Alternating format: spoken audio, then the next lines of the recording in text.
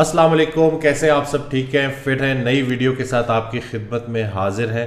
आज एक दफ़ा फिर मैं मौजूद हूँ अपनी फेवरेट पर्सनैलिटी साहिबजादा काशिफ महमूद साहब के साथ। अस्सलाम वालेकुम। वालेकुम अस्सलाम। कैसे हैं आप? ठीक हैं अल्हम्दुलिल्लाह, आप सुनाए? ठीक हैं अल्हम्दुलिल्लाह अल्हम्दुलिल्लाह।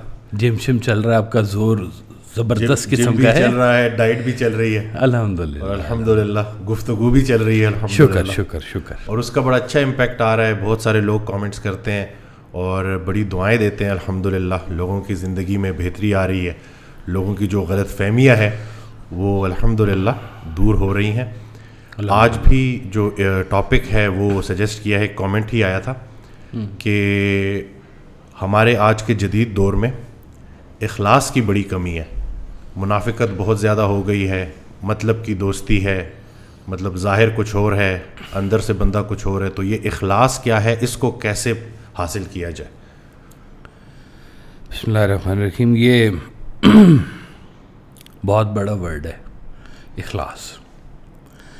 इखलास के लफ्ज़ी माने देखें तो सिंसेरिटी, प्योरिटी, ये इसके माने निकलते हैं। और जो मैं समझाऊँ कि इखलास खालिस की सिफ़त है, सुभान अल्लाह, जो मुखलिसीन पे जिसका इजहार होता है। सुभान अल्लाह। खालिस की सिफ़त है जिसका इजहार मुखलिसीन पर होता है। मैं इसको कुछ ऐसे समझाऊँ। जो खालिस है, सिफ़ात तो सारी जितनी भी अच्छी सिफ़ात हैं अल्लाह ताला के साथ ही मंसूब है, और वो उसके बंदों पर उसका मज़हर होता रहता है। रबूबियत का मज़हर होता है, रहमानियत होती है, कहार भी होता है, जब्बार भी होता है, मुनसिफ भी होता है। ये सारी उसकी ज़ात की सिफ़ात जो है ये लोगों में इसका इजहार नज़र आता है। अच्छा, जब रब्बुल इज़्ज़त ने जब अपनी वहदानियत का जब प्रॉपर इंट्रोडक्शन दिया ना, तो उसने सूरह इखलास बनाई। सुभान अल्लाह। तो सूरह इखलास जो है वो रब तआला की खालिस वहदानियत के ऊपर है। यानी कि जैसे वो ख़ुद खालिस है, उसने उसको भी कहा कि कुल हुवल्लाह, बिस्मिल्लाहिर्रहमानिर्रहीम, कुल हुवल्लाहु अहद।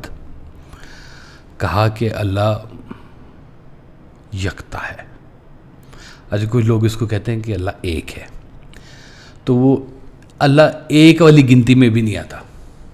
सुभान अल्लाह। एक या दो वाली गिनती उसमें भी नहीं अल्लाह आता, यकता है। तो वो यकता है।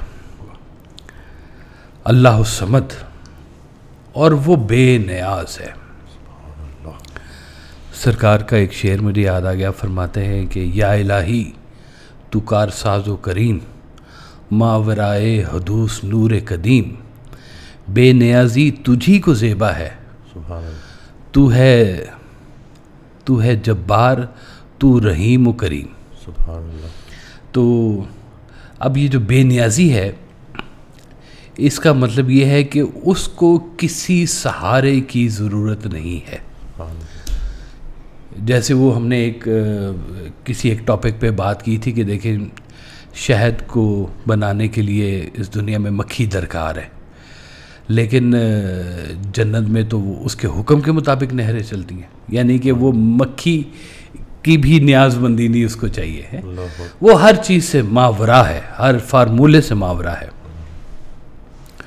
लम यलिद वलम यूलद, ना वो किसी से जना गया है, ना उससे कोई आगे जना है, ना उसकी कोई औलाद है, ना उसके कोई वालिदैन। वो उसने कहा जी मैं अकेला हूँ, तन्हा हूँ, यकता हूँ, हमेशा से हूँ, हमेशा के लिए हूँ।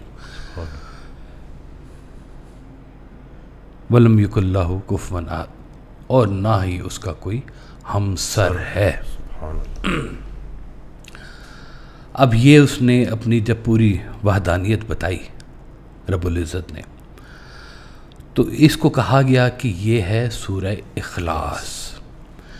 अब ये एक पैटर्न बन गया कि ये इखलास का कोई ताल्लुक है वहदानियत के साथ।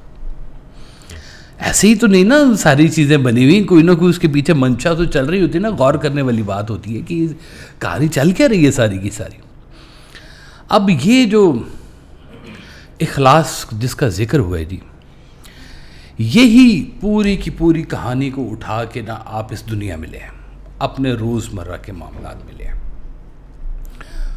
खालिस दूध है ना जी, कहते हैं अल्लाह का नूर है दूर, तो दूध में जिसने मिलावट की वो हम में से नहीं।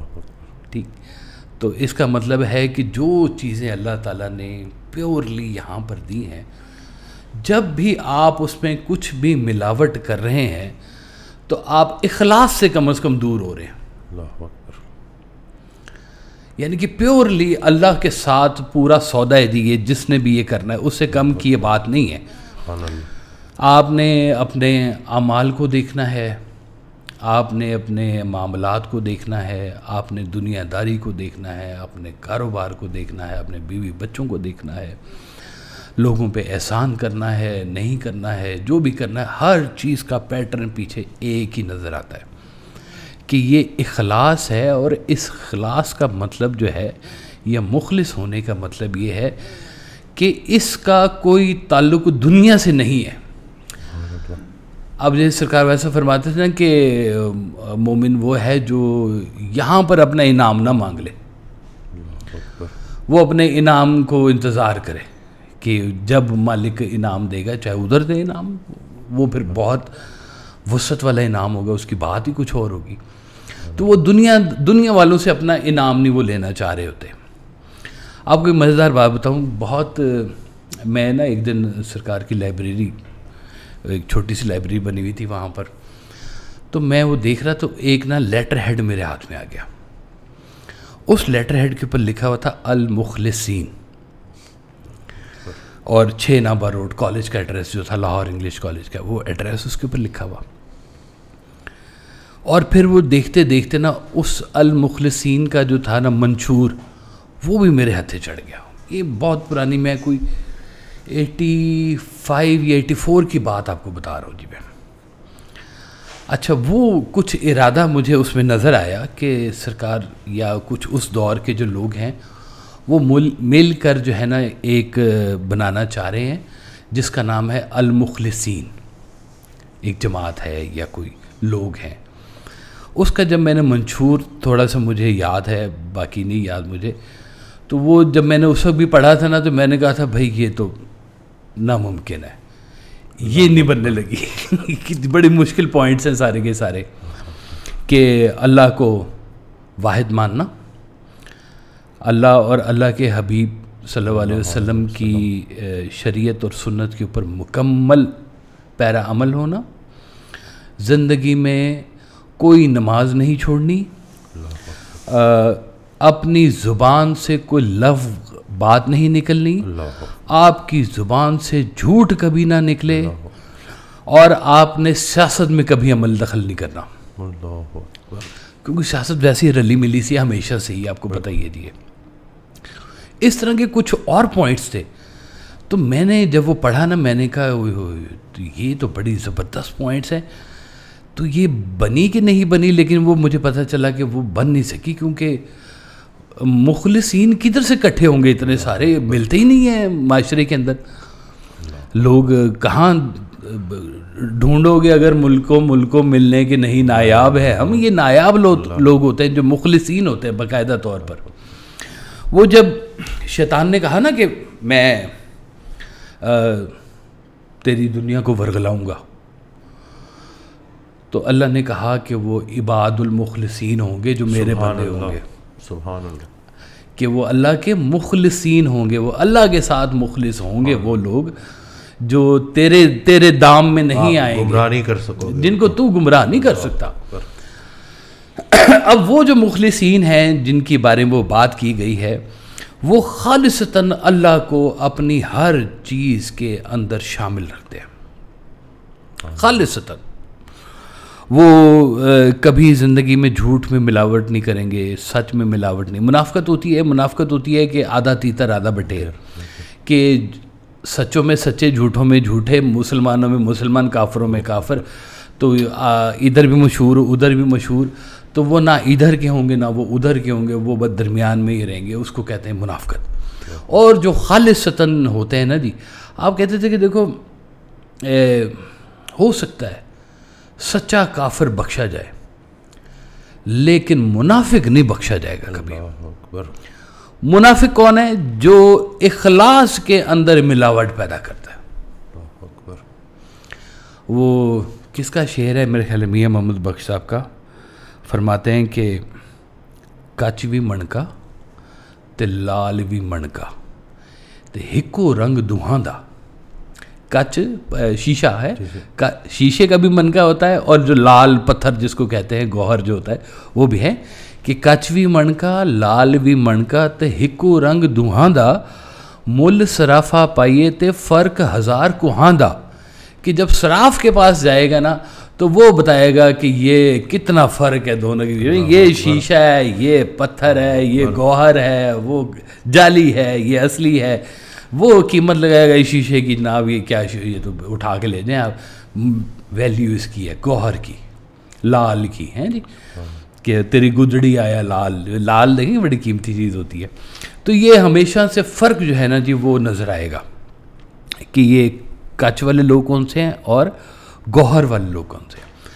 गौहर वाले जो लोग हैं ना जी वो दुनिया से अपना मुआवजा नहीं लेंगे, और उनकी एक निशानी ये भी होती है कि जब अमल की बारी आएगी तो वो आपको सबसे आगे नजर आएंगे, और जब इनाम की बारी आएगी आपको सबसे पीछे नजर आएंगे। सुभान अल्लाह, सुभान अल्लाह, वाह वाह, सुभान अल्लाह। उनको कोई इनाम लेने की जल्दी नहीं है, क्योंकि उनको पता है कि हमारे फैसले ना ये इन लोगों ने नहीं करने हैं, हमारे फैसले उस रब ताला के पास है, रब्बे जुल जलाल के पास है, उसने हमें देना है जो देना है।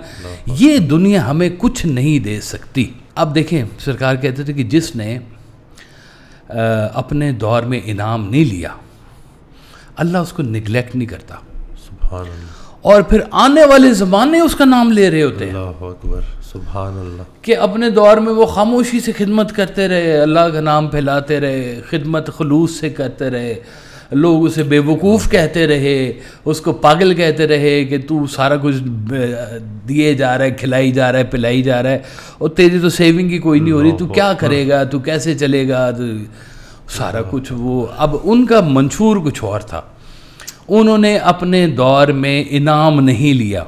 ले सकते थे, दुनिया तो ढूंढ रही होती है कि जनाब हमें कोई अच्छा सच्चा मिले, हम उसको करप्ट करें फौरी तौर पर, और उसकी करप्शन के पीछे वो चलना शुरू हो जाते हैं। और वो फिर ऐसे लोग होते हैं वो दुनिया के इस जाल में नहीं आते, उनको पता होता है कि नहीं ये जो है ना सारे लोग ये तो फ़कीरों को ख़राब करने वाले लोग हैं, फ़कीरी ख़राब कर देते हैं ये लोग। तो वो कहते हैं कि हमने इनसे नाम नहीं लेना। फिर एक दौर ऐसा आता है कि फिर वो लोग चले जाते हैं और फिर दौर उनके शुरू हो जाते हैं। हर दौर उनका जैसे सरकार को वो शेर नहीं कि वासिफ मुझे अज़ल से मिली मंजिले अबद, हर दौर पर मुहीत हूँ जिस ज़ाविये में हो। सुभान अल्लाह, सुभान। तो वो उनका कमाल ही कुछ और होता है, उनकी डील अल्लाह के साथ चली थी। हज़रत जुनैद बगदादी अलैहि रहमा, उन्होंने भी बड़ा खूबसूरत ना इखलास को बयान फरमाया है जी। और एक छोटी सी कहानी उन्होंने बताई है कि इखलास क्या है। अभी वो अपनी तरबियत गाह में थे तो बाल बड़े हो गए हैं, तो मुर्शिद ने कहा कि जाओ बाल कटवा के लाओ। अब वो चले गए नाई के पास, हैं जी, बार्बर। तो पैसे जेब में हैं कोई नहीं, तो बार्बर को जाके नाई को उन्होंने कहा कि अल्लाह के नाम पे मेरे बाल काट दो। वो नाई को बड़ा समझदार था, उसके पास बंदा बैठा था जिसके बाल काट रहा था। उसने कहा उठ जा भाई, बड़ा गाहक आ गया, उसके बाल पहले काटने थे मुझे। तो बड़ी मोहब्बत से हज़रत जुनैद बगदादी के उन्होंने बाल काटे। हज़रत जुनैद बगदादी के दिल में आया कि इतनी मोहब्बत से इसने मेरे बाल काटे, कभी मेरे पास पैसे आए तो मैं इसको ज़रूर देने के लिए आऊँगा। तो उन्होंने बाल काटे बड़ी मोहब्बत से और शुक्रिया अदा किया कि आप मेरे पास तशरीफ़ लाएँ। तो हज़रत जुनैद बताए चले गए। कुछ अरसे बाद जब उनके पास पैसे आए तो वो गए दोबारा नाई के पास कि तूने बड़ी मोहब्बत से मेरे बाल काटे थे तो ये तेरा हदिया। उन्होंने कहा मेरा सौदा तो उसी दिन हो गया था तुमने जब मुझे कहा था कि अल्लाह के नाम पे बाल काट लो। अल्लाह अकबर, सुभान अल्लाह। जब नाम अल्लाह का आ गया, मेरा सौदा उधर हो गया, तुम बीच में भी क्या है पैसे लेके आ गए तुम मेरे भाई। हम तो कहते हैं ये बड़ा गाहक है हमारा लिए, ये जो अल्लाह के नाम पे आ गया जो हमारे पास। तो अल्लाह के नाम पे जब आप लोगों के साथ हुस्न सलूक करना शुरू करेंगे वो और कहानी हो जाएगी। इसके बीच में मिलावट नहीं चलेगी, दुकानदारियां नहीं चलेंगी, इसके बीच में ये चोर बाजारियां नहीं चलेंगी, सब बंद हो जाएगा ये सारे का सारा निज़ाम। ये जिसको आप मुखलिस अपने मफहूम में कहना चाह रहे हैं ना, वो नहीं है ऐसे, वो जैसे आप सोच रहे हैं उसको कि जनाब इसलिए कि वो मेरे साथ अच्छा चले, मेरे लिए अच्छा, ओहो आप है ही नहीं, अल्लाह है बस। सुभान अल्लाह। अब जिसका वो अल्लाह मंशूर है, जिसका अल्लाह रुजू है, अवाबुल्ला है जो शख्स, वो शख्स जो है ना जी, वो है असल में मुखलिसीन, असल में उसके पास है इखलास, असल में उसके पास है वो जगह जहाँ पे इजहार होता है कि ये इखलास है असल में। तो ये दुनियादारी के अंदर जो है ना जी, ये छोटी छोटी चीज़ों के अंदर आपको उस तरह से कहानी नहीं मिलेगी। आप दुनिया के अंदर घूम रहे हैं, रिश्तेदार हैं आपके, हम तो कहते हैं वो भाई हमने उसकी मदद की है, ये तो हमारी तारीफ़ ही नहीं करता। और वो मुखलिस क्या कहता है कि मुझे इनकी तारीफ़ भी नहीं मैटर करती, मुझे इनकी बदतारीफ़ी भी मैटर नहीं करती। सुभान अल्लाह। हमारी कहानी कुछ और है। एक दिन सरकार की महफिल हो रही थी, तो आपने फरमाया कि जो मैंने अभी तुम्हें कह दिया है, अगर तुम सारे भी इकट्ठे होके आ जाओ ना, तो मैं उस बात को नहीं बदलूंगा तुम्हारे लिए। सुभान अल्लाह। बात इखलास की है, ओ तुम नहीं मैटर करते, मेरे जिसका साथ मेरी लगी हुई है, डोर लगी हुई है, वो जानता है, उसने ही मुझे नवाजना है, मेरे सारे मामलात उसके हाथ में हैं, मुझे दुनिया वालों से कुछ गरज नहीं है। उसकी एक यकसुई लगी हुई होती है अपने अल्लाह के साथ। सुभान अल्लाह। मुझे सरकार फरमाते थे कि यकसुई का सीखना है तो पिनहारन से सीख, सब सखियों से बात सब करें, सखियों से बात करे पर ध्यान गगर के बीच। सुभान अल्लाह। वो कहते हैं पानी भरन सहेलियां ते रंगा रंग घड़े, परया उसदा जानिए जिसदा तोड़ चढ़े। सुभान अल्लाह। वाह। तो वो दुनिया से बात कर रहे होंगे, कारोबार भी कर रहे होंगे, सारा कुछ कर रहे होंगे, लेकिन उनका होगा रुजू कहाँ पर? अल्लाह। वो एक कहा ना कि जी वो मुझे तो समझ नहीं आती कि जी ये इतना इखलास कैसे हो सकता है और कैसे नहीं हो सकता। अभी दुनिया है, बाज़ार है, इंसान की नज़रें कहीं भी चली जाती हैं, कुछ भी ख्याल इंसान के जहन में आ सकता है, कोई भी गुमराह कर सकता है जी आपको है। तो वो गुरु ने कहा कि चाहिए हाथ में रखो प्याला, बाज़ार के एक चक्कर लगा के आओ, अगर इसमें से एक कतरा भी गिरा ना पानी का तो तुम्हें मैंने यहाँ उल्टा लटका देना है। अब वो ले के चल रहा है तो दुनिया की तरह से नजर आएगी उसको, वाह वाह वाह। उसको तो वो प्याला नजर आ रहा होगा कि इसमें से कोई बूंद ना गिरे, हुक्म आ गया वह मेरे लिए ये वाला कि अब फिर वो दुनिया में से घूम के भी आ गया, प्याला फोकस है उसका, पानी नहीं गिरना चाहिए इसका। तो ये जो अल्लाह वाले जो लोग हैं ना, इनके लिए वैसे ही है कि ये प्याला है इनके पास वो वाला, कि अब रुजू हमारा इधर है तो हमने अब लोगों को क्या देखना है, ये तो सारे चल ही रहे हैं बाज़ार के अंदर, सारी कायनात चल रही है। तो वो कोशिश उनकी यही होती है कि उनको इखलास मिला है तो वो इखलास का मज़हर बने और वो दुनिया में उस इखलास को फैलाए। उनकी खुशबू ही और तरह की होती है, उनकी फ्रेगरेंस और तरह की होती है, उनके अंदर जो होती है ना ये सारी वो चीज़ें फिर बंद हो जाती हैं। वो अशफाक साहब ने कहा था सरकार वाइस साहब से कि जी वो ये जो दरवेश होते हैं ना जी, इनकी कोई फ्रेगरेंस होती है बड़ी मज़ेदार किस्म की ना, इनके पास बैठने से आपको ना वो एक एहसास होता है, मुअत्तर होते हैं आपके ख्यालात, मुअत्तर होते हैं आपकी ज़ात, मुअत्तर होती है। तो ये कैसे आ सकती है मेरे अंदर? तो आपने कहा कि वो रहने दो, ये मुश्किल काम है, तुम ना करना ये काम। तो उन्होंने कहा नहीं नहीं जी मैं करना चाहता हूँ। तो आपने कहा अच्छा चलो फिर बताओ, और ढोल बजाना आता है तुम्हें? तो उन्होंने कहा नहीं जी ढोल तो नहीं मुझे बजाना आता। फिर आपने कहा चलो सीख लो फिर ढोल बजाना। वो कहते हैं मैंने एक ढोल वाले को बुला लिया, वो आके अब मुझे रोज़ ना आध पौन घंटा मेरी प्रैक्टिस करवाया। वो ढोल भारी होता है जी, गल पे ढोल बड़ा मुश्किल होता है जी। वो कहते हैं उसका पट्टा जो था ना मेरे यहाँ पे उसका निशान बन गया, वो ढोल उठा उठा के क्रॉस बॉडी बैट टाइप होता है ना, वो क्रॉस बॉडी उसको लटकाया होता है। तो कहते हैं वो मैंने कुछ अरसे बाद ना वो सीख लिया, थोड़ी सी ताल मेरी सीधी हो गई। तो मैंने वह सबको फ़ोन किया कि जी ढोल आ गया। आपने कहा अच्छा फिर एक काम करो, अपने घर से निकलो और लिबर्टी मार्केट चले जाओ और उधर जाके ढोल बजाओ और ढोल बजाते बजाते घर आ जाओ। उनको बस ये बड़ा औखा सा काम आपने बता दिया। वो मैं सूटेड बूटेड आदमी, दुनिया क्या कहेगी। उनका अच्छा चलो सूटेड बूटेड हो तो फिर एक और काम करो, वो टाट का पता है तुम्हें, टाट क्या होता है?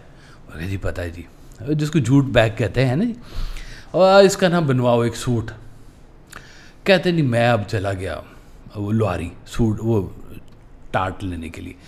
कहते हैं उधर जाके अब मैं सोचूं कि वो टाट के ऊपर तो बोरियों के ऊपर तो मुख्तलिफ़ किस्म के छापे भी लगे होते हैं, इतना वज़न एंग्रो यूरिया तो क्या कहते हैं वो, मैं वो सारी चीज़ें ढूंढ रहा। तो कहते हैं मुझे बहरहाल एक साफ़ सुथरा सा ना एक वो टाट का पीस मिल गया।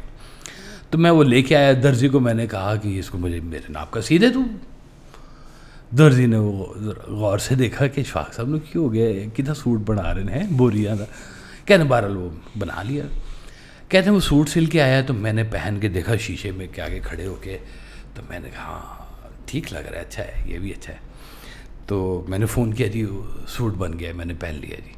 तो हमने कहा अच्छा फिर एक काम करो, अनारकली घुसो बाज़ार में एक तरफ से और दूसरी तरफ से चलते चलते पैदल निकल आओ। तो कहते हैं वो फिर मैं फंस गया कि लोग क्या कहेंगे, ये चंगा भला इशफाक अहमद ड्रामा राइटर है, इन्ना सूटेड बूटेड बंदा ते लोग कहेंगे ये पागल हो गए क्या, किस तरह के कपड़े पहन के फिर रहे। कहते इस तरह से मुझे वासिफ साहब ने 22 तरीके बताए कि जाओ जामिया मस्जिद वो बादशाह मस्जिद चले जाओ, जाके सूट बूट पहन के जाने हैं तुमने, अब तुम सूट बूट वाले हो तो जाके तुमने सिर्फ ये काम करना है कि सारा दिन तुमने नमाजियों की जूतियाँ सीधियाँ करनी है बस। वो कहते हैं मुझे पता चला कि इस रास्ते में सबसे बड़ी रुकावट तो मैं खुद ही हूँ, कोई दुनिया रुकावट नहीं है, कोई और चीज़ रुकावट नहीं है। अल्लाह के रास्ते पर चलने के लिए बाहर की कोई चीज़ रुकावट नहीं है, सिर्फ आपकी अंदर की ज़ात ही है जो आपको हर जगह पे रोक रही होती है, और आपके रास्ते में रुकावट ही वही है। आपको उसको नो कहना आना चाहिए। एक दफ़ा आप कहते थे कि ये बड़ा मुश्किल काम है नो कहना, आम तौर पर नहीं कहा जा सकता। कहते हैं एक दफ़ा तुम मजबूरी को नो कह दोगे ना, वो मजबूरी दोबारा तुम्हारे रास्ते में नहीं आएगी कभी। सुभान अल्लाह। तो मजबूरियों को तोड़ना सीखो। सुभान अल्लाह।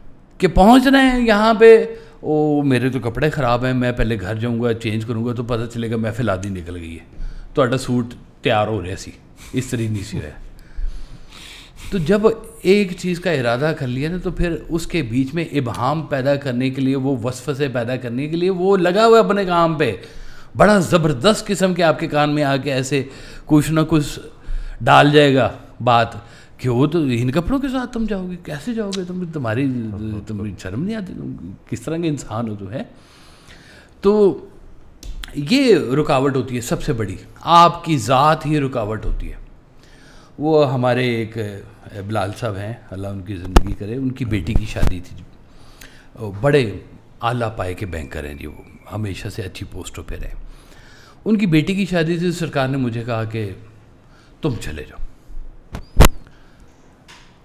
मैंने कहा ठीक मैं चला जाता हूँ। अब मुझे रिप्रेजेंटेटिव बना के सरकार भेज रहे, वाह साहब भेज रहे हैं कि शादी पे तुम मेरी जगह पे जा रहे हो तो तुम जाओ। तो मैं अंदर गया, जाके मैंने अच्छा सा एक शलवार कमीज़ पहना, उसके ऊपर एक मैचिंग मेरे पास वो वेस्टकोट होती थी उसी सूट की तरह की ना, वो मैंने वो पहनी, तो मैं तैयार होके तो आ गया। तो मुझे कहते हैं वो तुम्हें पता तुम कहाँ जा रहे हो? मैंने कहा जी वो पीसी में शादी है वहाँ पे जा रहा हूँ। फिर कहते हैं कि अच्छा ये बताओ कि तुम्हें पता है कि वहाँ पे किस तरह के लोग आए होंगे? मैं कहा जी बैंकर की बेटी की शादी है तो सारे बैंकर ही आए होंगे वहाँ पे, तो क्या पहना होगा उन्होंने सबने? मैं कहा जी सबने पैंट कोट पहना होगा। तो कहते तुम इस पैंट कोट की दुनिया के अंदर तुम ये शलवार कमीज़ पहन के जाओगे तो तुम्हें अजीब नहीं लगेगा? तो मैंने एक दफ़ा खड़े होकर ना सोचा, वो पूरी फिल्म अपने सामने मैंने वो अज्यूम की कि हाँ वो सारे पेंट कोट वाले होंगे और मैं बीच में जा रहा हूँगा तो मैं कैसा लगूँगा। तो मुझे पता नहीं क्या एहसास हुआ, तो मैंने सरकार से कहा कि नहीं मुझे कुछ नहीं फील होगा, मैं ठीक हूँ ऐसे ही।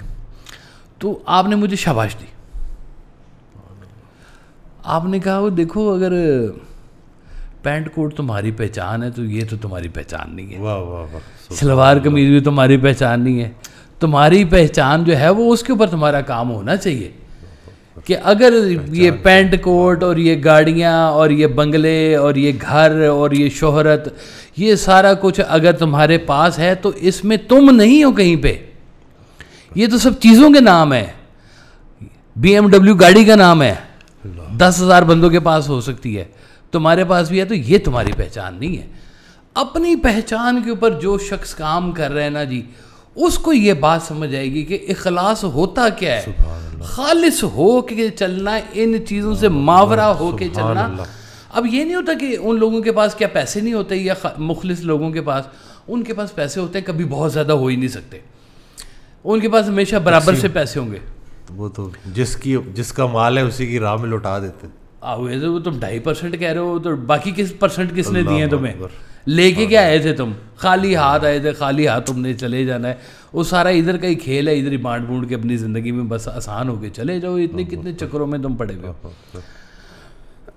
तो ये बच्चा देखें जब पैदा होता है ना जी, खालिस होता है, सुभान अल्लाह, कोई गुनाह नहीं होता उसके सर पे, है ना जी।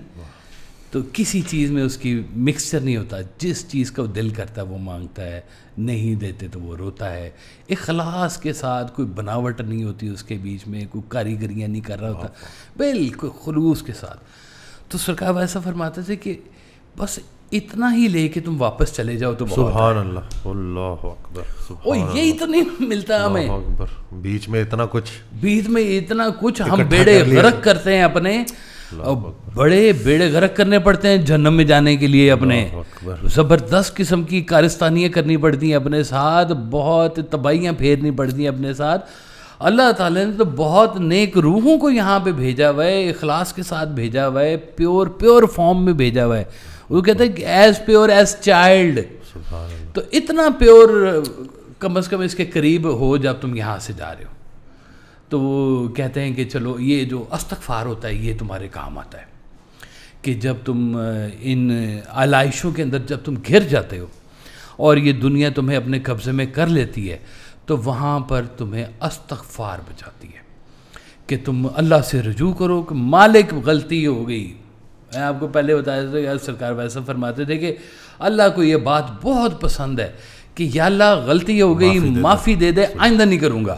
बस इतनी सी बात उसको तुम कह दिया करो, और दोबारा से 0 मीटर कलमा रोज़ पढ़ा करो, सोते वक्त पढ़ा करो, जाते वक्त पढ़, जैसे आज दोबारा अपने उस ओथ को तुम रिन्यू किया करो, उसको दोबारा ताज़ा, जैसे वज़ू नहीं तो होता है कि जी वज़ू भी है तो कहते हैं अच्छा चलो ताज़ा कर लो वज़ू ताज़ा किया, दोबारा चल पड़े नए सिरे से।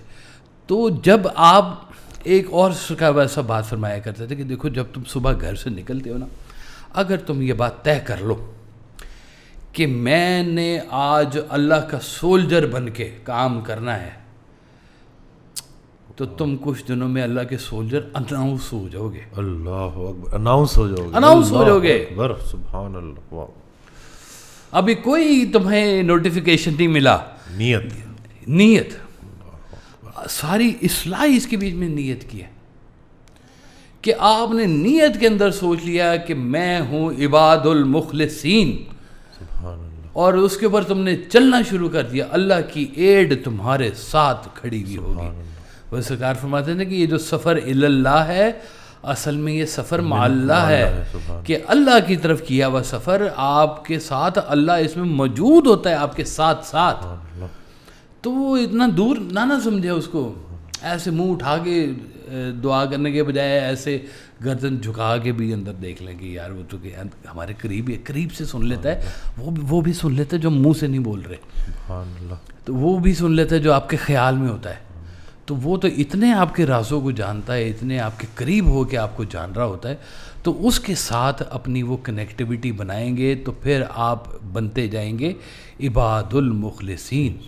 आपके ऊपर फिर सिबगतुल्लाह आना शुरू हो जाएगा, अल्लाह का रंग आना शुरू हो जाएगा आपके ऊपर। आप उस रंग में मोहे अपने ही रंग में रंग दो निजाम है, वो उस रंग में फिर आप रंगे जाएंगे। तो गुरु भी यही काम करता है। और ये जो अल्लाह के रास्ते पे चलने, गुरु का क्या काम है? भटक रहे हो थोड़े से। वो एक और बुज़ुर्ग ने कहानी सुनाई इसके ऊपर। किसी मुरीद ने पूछा कि हुजूर ये इखलास क्या होता है? आपने कहा कि वो कभी बकरियां चराई हैं तुमने? उसने कहा जी बिल्कुल, बकरियां हैं मेरे पास, मैं चराता हूँ उसको। उन्होंने कहा अच्छा, बकरियां चराते हुए तुम ये बताओ कि नमाज का वक्त आया था? और कहा जी बिल्कुल आया था। उनका नमाज तुम कैसे पढ़ते हो फिर? उन्होंने कहा जी मुसल्ला बिछाते हैं तो नमाज पढ़ लेते हैं हम। तो उन्होंने कहा जब तुम नमाज पढ़ के उठते हो तो उसके बाद तुमने कभी ये चाहा है कि तुम्हारी नमाज की तारीफ़ ये बकरियां करें?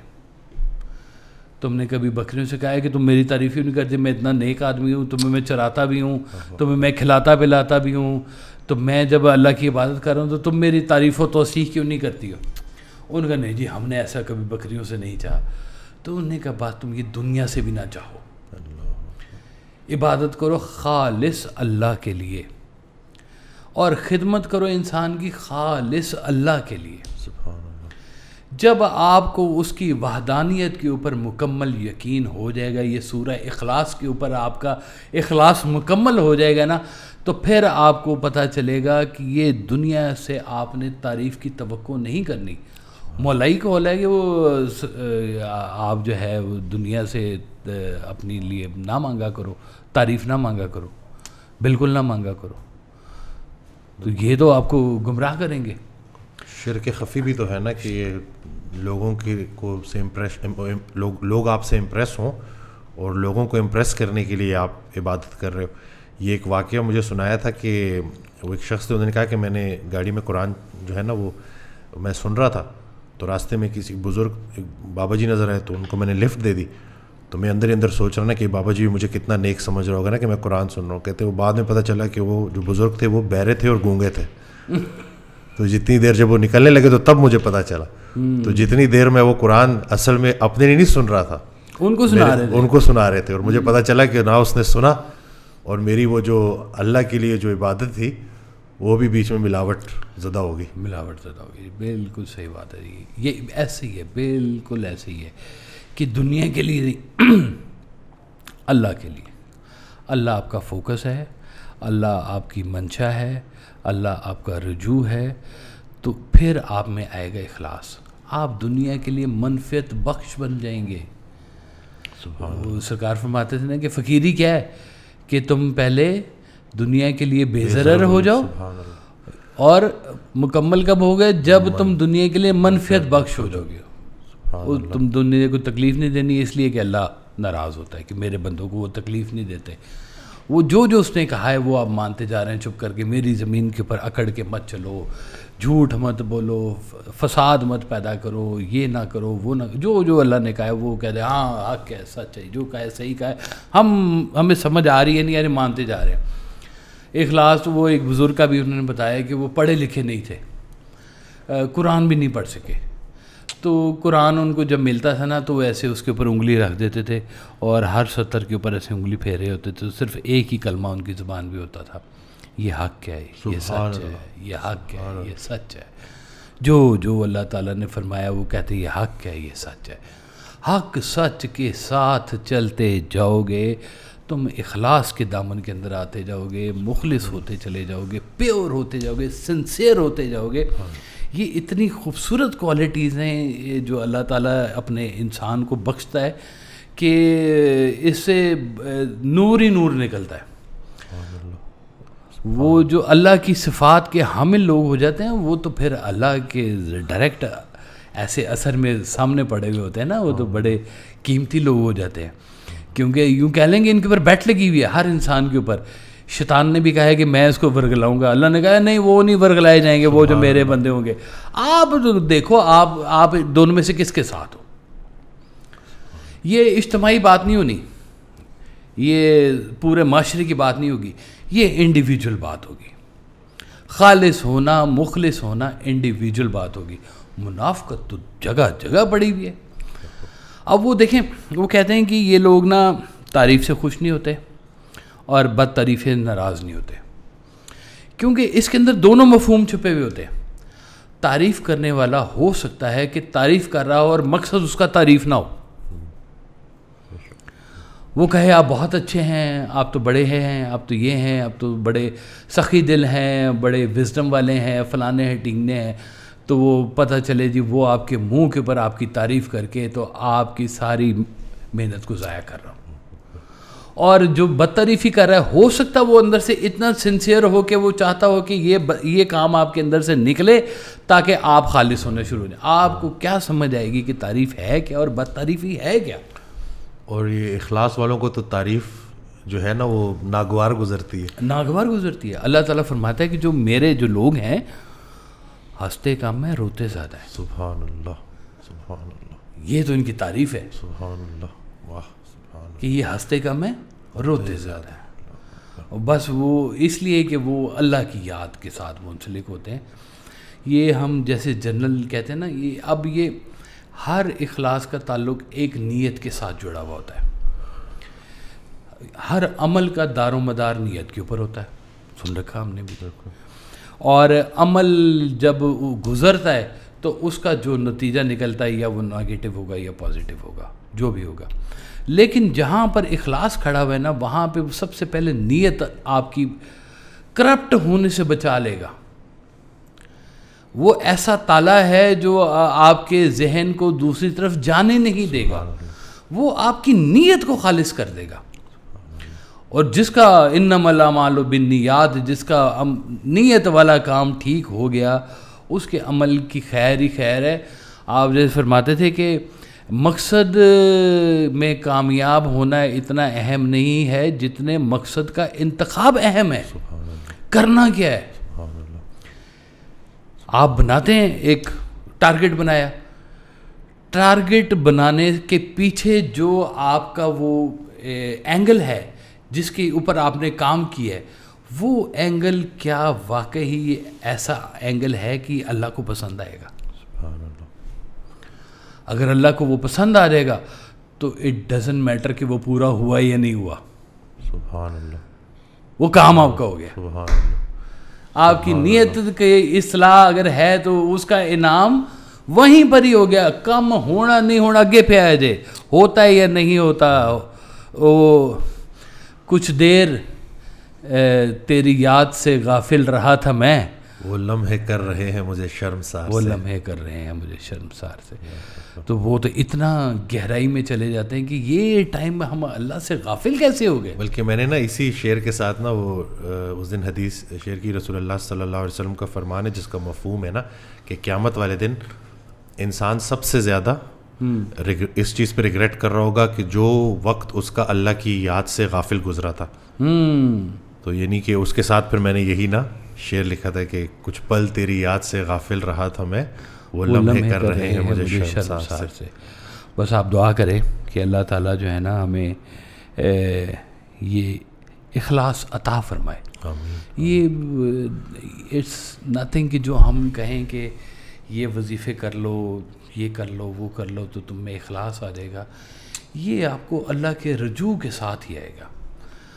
ये आप जिस चीज़ की कोशिश करते हैं ना, अल्लाह आपकी उस कोशिश में आपके साथ फिर खड़ा। अब ये तो खालिस अल्लाह की कोशिश है, खालिस इखलास की बात हो रही तो कोशिश भी तो खालिस होनी चाहिए ना जी। तो जब ये कोशिश खालिस होगी तो वो तो खुद आएगा आपकी मदद करने के लिए, आपको इखलास देगा। तो इखलास तो ज़िंदगी के हर शोबे में बताएगा, ऐसे अलग-अलग करेगा, कच को भी और लाल को भी, मणका और वो अलग-अलग करेगा। क्योंकि जो सराफ जिसके पास कसौटी है वो बता देगा कि ये सोना है, ये खोट है। वो कहते हैं ये खालिस 24 कैरेट गोल्ड है, ये मिलावट वाला है। ये बड़ा फ़र्क है जनाब दोनों के बीच में। तो ये जिसको वो प्योरिटी का अंदाज़ा होगा ना कि ये प्योर बात है, कहानी कुछ और है। खालिस के साथ मिलने के लिए आपको भी खालिस होना पड़ेगा। तो जैसे जैसे आप उसके रास्ते पे चलेंगे आपकी नीयत भी खालिस होगी। आपकी नीयत खालिस होगी तो लोगों आपको नहीं ये कहने की ज़रूरत नहीं होती कि मैं बड़ा मुखलिस हूँ, I love you very much, ये कहने की ज़रूरत नहीं होती। ज़ाहिर होता है, ये आपका एक एक अंग बता रहा होता है। सुभान अल्लाह, लोग कहते हैं सुभान अल्लाह, ओह अच्छा आदमी था, वाह इतनी सी बात है। जिस बंदे के बारे में लोगों ने कहते हैं, सरकार फरमाते हैं 40 बंदों ने कह दिया ना उसके जाने के बाद अच्छा आदमी था, वो उसकी बख्शिश पक्की है। मुझे इससे ना वो बात याद आ गई कि हमने बचपन से सुना हुआ है ना कि जब भी जनाजा देखो, अगर जनाजे में ज़्यादा लोग हैं तो इसका मतलब है कि वो अच्छा बंदा था। लेकिन इसके पीछे की जो मसले थी ना वो सरकार की ऑडियो में, कि कुछ लोग ऐसे होते हैं जो छुप के बहुत से घरों को अल्लाह की रज़ा के लिए चला रहे होते हैं। बिल्कुल। तो जब उनकी वफ़ात होती है ना तो अब वो जितने लोग हैं जो उनके ज़रिए अल्लाह उन तक रिस्क पहुंचा रहा था, तो जब उनको पता चलता है कि वो शख्स चला गया, तो फिर जब वो पहुंचेंगे जनाजे पे जिनकी अल्लाह की रज़ा के लिए उस इंसान ने पूरी ज़िंदगी खिदमत की थी, और जब वो जनाजा पढ़ेंगे तो अल्लाह कैसे नहीं बख्शिश करेगा। तो ये जो हम तो समझे ना कि सिर्फ अक्सरियत, यहाँ पे तो आजकल अक्सर ज़्यादातर लोग सिर्फ चावल खाने आए होते हैं। ऐसे लोगों की जनाजों में तो मलाइक शामिल होते हैं। सुभान अल्लाह, सुभान अल्लाह। इंसानों की बात ही नहीं हो रही है यहाँ, तो मलाइक की भी बीच में शामिल हो जाएंगे कि ये खालिस बंदा था अल्लाह का। आप फरमाते थे कि देखो तुम अगर मौका मिले ना तुम्हें अल्लाह के घर जाने का, मक्का शरीफ तुम जाओ, मदीना शरीफ जाओ, तो खालिस बंदों को वो वेलकम करते हैं। वो तुम तो हमारे अपने हो, आ जाओ। सुभान अल्लाह, वाह वाह वाह वाह, तुम तो हमारे साथ पहले से अटैच हो, तुम तो आज अपने घर आए हो, आओ बैठो, तुम्हारी खिदमत करते हैं जनाब, तुम बड़ी दूर से सफ़र करके आए हो। तो ये तो उन लोगों के लिए तो ईद सईद हो जाती है कि खालिस लोग चले गए, और जो लोग मिलावट वाले हैं वो उधर जाके भी कहेंगे ओहो जनाब छड़ दो, उन्होंने की कहना, जो भी कहते उन्होंने कहने दो, असी सिर्फ उन्होंने दी गल करने जो लोग सही हैं। मैं कहता हूँ आप एक पोर्शन पकड़ लेना कि ये सही है, तो गलत वैसे दूर हो जाएगा। जब आप रोशनी का जिक्र कर रहे हैं अंधेरा तो अंधेरा किधर से आएगा? तो रोशन लोगों के साथ रहें, रोशन लोगों के रास्ते पे रहें, रोशन ख्याली को साथ रखे, इखलास को साथ रखे, उस खालिस को साथ रखे, उनके मुखलिसीन को साथ रखे। तो सारी कहानी सादा की सादा और खूबसूरत की खूबसूरत है जनाब के ये दुनिया भी अच्छी होगी तो मालिक ने वो दुनिया भी बहुत अच्छी कर दी थी। चलो सबको पता ही है थोड़ा सा टाइम है यहाँ पे, 60-70 साल की ज़िंदगी है, उसमें से कुछ जवानी में गुजर जाएंगे, कुछ बुढ़ापे में गुजर जाएंगे, कुछ बीमारी में गुजर जाएंगे, कुछ बचपन में गुजर जाएंगे, सोते सोते गुजर जाएंगे। वो पता चलता है कि अमल के लिए तो ये थोड़ा सा टाइम है, बीच में 8-10 साल ही होंगे, 2-4 साल होंगे। चलो इसके बीच में कोई ऐसा काम कर जाएँ कि हम अल्लाह को पसंद आ जाएँ।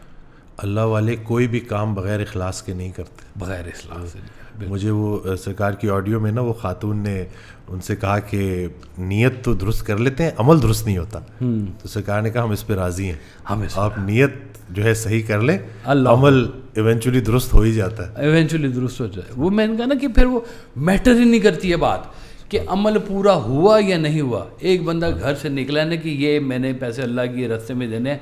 अब यहाँ तो खैर आपको बहुत ढेर सारे फ़कीर मिल जाते हैं, बाहर निकले ना किसी दूसरे यूरोप शोरप इधर उधर, तो वो अक्सर आपको ना वो आपने न्याज पकाई है तो बांटने के लिए कोई बंदा नहीं मिलता, यार किन्नू खुआई है, खानी किसने ये।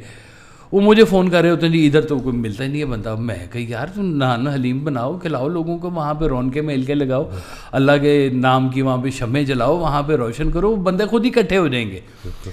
तो वो कुछ ना कुछ चले, किसी के हाथ से कोई अच्छा एक नेक काम शुरू हो जाए तो ये भी इखलास वाले काम करते हैं कि उसको किसी अच्छे काम में मंसूब कर देते हैं। इसी से रिलेटेड ना मुझे एक वाक़या याद आ गया। एक बुज़ुर्ग थे, वो बाहर बैठे हुए थे और साथ ही ना एक कुत्ता भी ना लेटा हुआ था। तो एक शख्स आया तो उनकी तारीफ़ करना शुरू हो गया कि हज़रत आपका तो क्या मुकाम है और आप तो ऐसे हैं और आप तो वैसे हैं। तो उन बुज़ुर्ग के चेहरे पे ना नागवारी आना शुरू हो गई अपनी तारीफ़ सुन के। वो बोलता रहा, जब उन्होंने देखा ना कि ये चुप नहीं कर रहा तो उन्होंने कहा कि मैं कहाँ अच्छा हूँ, मुझसे तो ये गली का कुत्ता अच्छा है जिसका हिसाब नहीं होगा। अल्लाह तो ये भी इखलास है कि जब उनको पता चल जाता है कि लोग जब तारीफ़ें करना शुरू हो गए हैं तो बड़ा ख़तरा है। बड़ा खतरा है। राती जागे शेख सदामे ते राती जागन कुत्ते तैंथी उत्ते, मालिक दा दर मूल न छड़ दे भावें 100 मारो जुते तैंथी उत्ते, उठ बुलिया चल यार मना ले नहीं ते बाजी ले गए कुत्ते तैंथी उत्ते। तो वो हाल तो ऐसे ही है जी। वो कहते हैं जे तू विकिया इश्क बाज़ार भी नहीं, जे तू विकिया इश्क बाज़ार भी नहीं, जे तू चढ़िया उत्ते दार भी नहीं, एडा सस्ता सौदा प्यार भी नहीं, एडा सौखा लभदा यार भी नहीं। वाह सुभान अल्लाह। कई जंगल गाने पैंदे ने, कई दोज़ख लंघने पैंदे ने, जेड़ा आशिक हो के सुख ढूंढे ओदी किस्मत विच दीदार भी नहीं। अल्लाह अकबर। तो वो है तो कहानी ज़रा थोड़ी सी मुश्किल है, क्योंकि ये जो दुनिया है ना, ये लोभ है, लालच है, इसके अंदर अट्रैक्शन है, और जिनकी अट्रैक्शन यहाँ से हट जाती है ना जी, उनकी अट्रैक्शन जो है ना फिर वो दूसरी दुनिया की तरफ जब जाएगी, मालिक के साथ उनकी जब एक बरह रास्त सिलसिला जब एक बनेगा ना उनका, तो फिर कहीं जाके इखलास पैदा होता है। हम बहुत आसानी से कह देते हैं कि जी ये मुखलिस नहीं है, इसमें इखलास नहीं है।